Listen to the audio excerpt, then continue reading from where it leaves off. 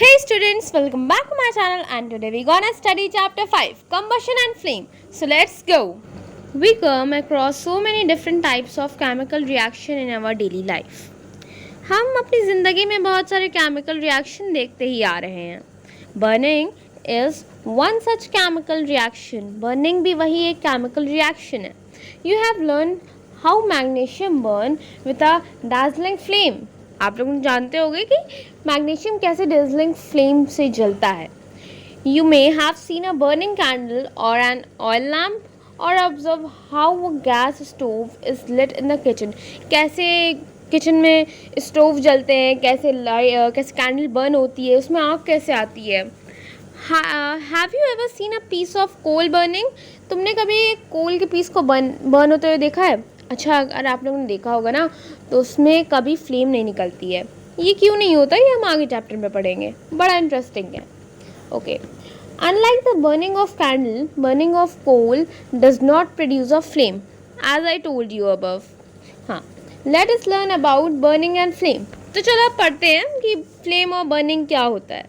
First topic है हमारा combustion. Combustion is the chemical reaction by which a substance reacts with oxygen to give off heat and light. Combustion वो reaction है जिसमें वो हम लोग आग जलाए, वो ऑक्सीजन में रिएक्ट हुई और उससे हमें मिला हीट और लाइट. बड़ा सिंपल था, ओन वर्ड्स में तुम लोग बना लोगे. How is combustion use in our daily life. हमारी डेली लाइफ में कम्बशन कैसे यूज होता है, मतलब कैसे यूजफुल है यार. In addition to keeping us warm, ठंडी लगती है तो हम लोग लकड़ी जलाते हैं जिससे हम लोगों को हीट मिल जाती है. कंबशन यूजफुल हुआ. कंबशन इलेक्ट्रिसिटी जनरेट में यूज़ होता है एंड मैनी मोर थिंग्स. ठीक है. अब second, conditions necessary for combustion. जो कंडीशंस, कौन कौन सी कंडीशंस होनी चाहिए अगर हम लोगों को आग लगानी, कंबशन करना है. अब ऐसे थोड़ी नहीं कि बिना ऑक्सीजन वाली, बिना एयर वाली जगह हम लोग ने कंबशन कर दिया तो ऐसी जगह पर कंबशन नहीं होता है, यहाँ पे ऑकर ही नहीं होगा. तो सब conditions are needed for combustion. So देखो अब पढ़ते हैं. If you need to start a fire for cooking, अगर तुम्हें आग लगानी है, खाना बनाना है तो अब आग लगाओगे तुम लोग. What material would you use. कैसा मटेरियल तुम लोग यूज़ करोगे? वुड, कोल, सैंड या फिर ज़्यादा से ज़्यादा stone. There are many different types of materials around us.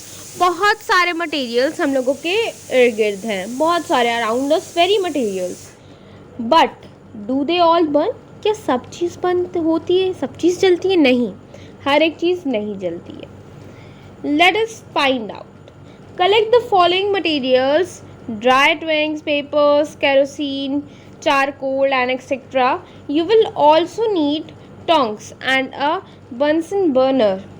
Use the tongs, hold each of the above material to the flame of Bunsen burner. Do this in the presence of all adults. सब लोग ये experiment बड़ों के बीच करना, अकेले मत जाके करने लगना. नहीं भाई भाई मैं तो हीरो हूँ, मैं तो कर लूँगा, ऐसे नहीं करना. ठीक है. Do all the materials burn. Check करना कि वो सारे मटेरियल्स जल रहे हैं और अपना ऑब्जर्वेशन रिकॉर्ड करके कॉपी में नोट करना. What can you conclude from your observation. और ये ऑब्जर्वेशन कंक्लूड करके समझ कर अपने टीचर को दिखाना ज़रूर. और ask your teacher why this happened. Okay. अब वापस आते हैं चैप्टर पे. Some materials burn while other do not.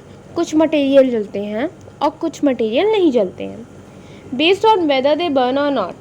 Substance are of two types. दो टाइप्स के सब्सटेंस होते हैं, जो जल पाते हैं ऑक्सीजन में, जो नहीं. ऐसे सिंपली याद कर लो तुम लोग. हैं वो combustible and non combustible. A substance that burns easily is called combustible substance. वो सब्सटेंस जो ईजिली बर्न हो जाता है वो combustible substance होता है.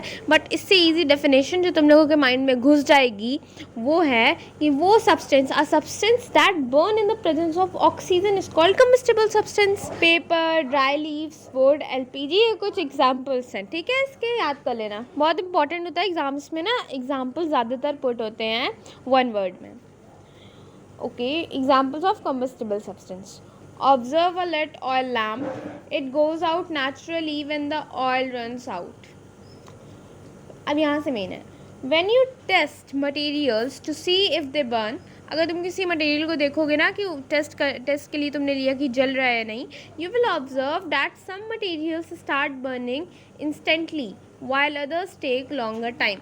अच्छा, कुछ मटेरियल्स से ना फटाक से आग पकड़ लेंगे और कुछ थोड़ा टाइम लेंगे।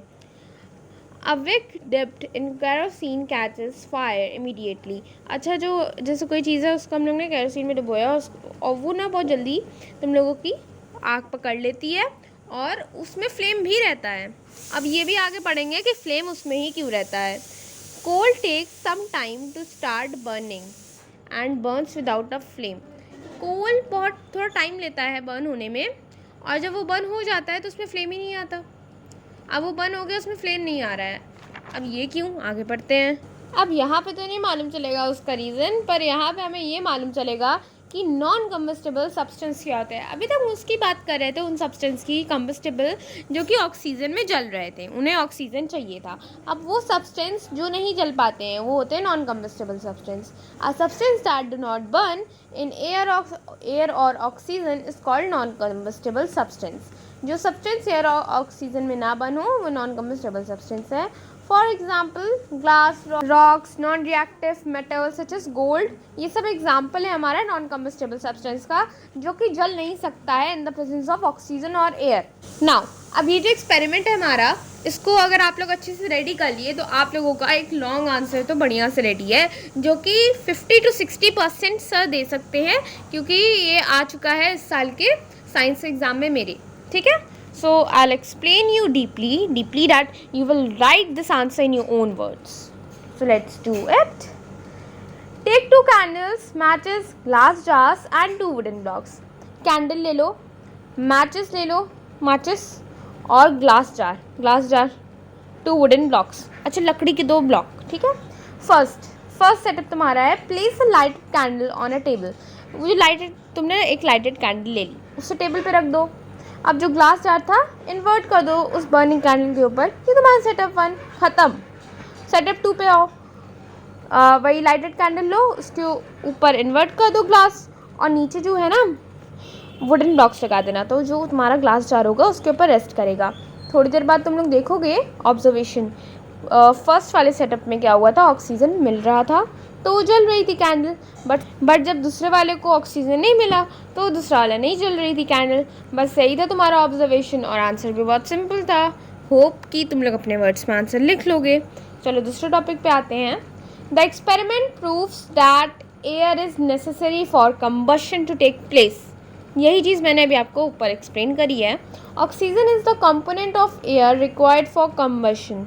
ठीक है, बहुत ही ज़्यादा इम्पॉर्टेंट है एयर ऑक्सीजन, इतना इम्पॉर्टेंट होता है ना कि कंबशन उसी की वजह से ही ऑकर होता है। Your notebook is made up of paper which is combustible. अच्छा, हमारी जो नोटबुक है वो पेपर से बनी है, और पेपर क्या है, एक कम्बस्टिबल सब्सटेंस है जो कि ऑक्सीजन में जल जाता है। ठीक है, the air around you contains oxygen. हम लोग ऑक्सीजन से है तभी तो सांस ले पा रहे हैं ना, तभी तो हम लोग ब्रीथिंग हो रही है ना, तभी तो हम लोग ऐसे सांस ले रहे हैं, तभी तो हम लोग जिंदा है ना भाई। तो हम लोग के अराउंड ऑक्सीजन है। Why is it that the paper is not catching fire. Paper अपने आप क्यों नहीं फायर ले रहा है, जब तक उसमें आग लगा नहीं रहे हैं तब तक वो आग क्यों नहीं पकड़ रहा है, क्योंकि most combustible substance do not catch fire on its own. जो कि ज़्यादातर कम्बस्टेबल सब्सटेंस है खुद से तो जलते नहीं है। पेपर में आग लगाओगे तभी तो जलेगा, ऐसे थोड़ी नहीं ऑक्सीजन मिल गया जल गया, ऐसा नहीं होता है। A substance must be heated to a certain minimum temperature before it can catch fire. वही चीज़ है ना कि उसमें आग लगाओ तभी वो जलेगा। तो the minimum temperature at which a substance start burning is called its ignition temperature। अच्छा, जब वो एक टेम्परेचर जिस पे ना सब्सटेंस अपने से आग पकड़ ले, एग्जाम्पल में फॉस्फोरस, उसको अगर उसका टेम्परेचर मिल जाता है ना तो अपने से आग पकड़ लेता है। This temperature is different for different substance. Her different substance का डिफरेंट टेम्परेचर है।